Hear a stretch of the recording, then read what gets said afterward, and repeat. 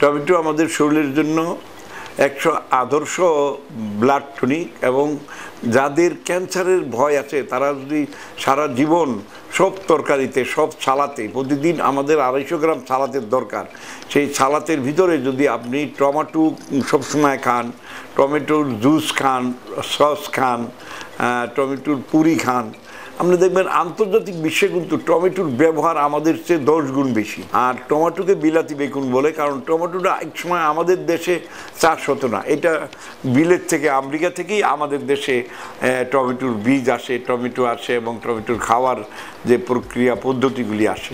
আমি দেখেছি চীনে ম্যাক্সিমাম ভিভিআইপি হোটেলগুলোতে বিনে পয়সায় প্রায় 10 থেকে 12টা টমেটো সকালে, 12টা টমেটো বিকালে দেয়।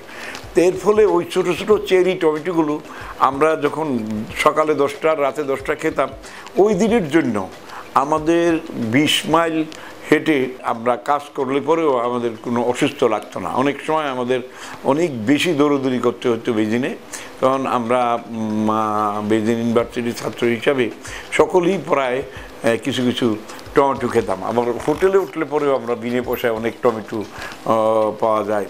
অতএব এই জিনিসটা মনে করতে হবে যে টমেটো আমাদের জন্য একটি আদর্শ তরকারি, আদর্শ ফল, আদর্শ ওষুধ, এবং টমেটো খেলে আমাদের রক্ত এবং প্রস্রাবের সাথে যে সুসম্পর্কটা তৈরি করতে পারে, এই টমেটোর ভিতরে সেই লাইকোপেনটা আছে। এবং লাইকোপেনটা ভালো করে পেতে হলে সালাদ এবং টমেটোকে একটু ভেজে নিলে প্রথম, তাহলে আমরা টমেটোর সবগুলো গুণাগুণ পেয়ে যাই, হালকা ভাজা নিতে হবে।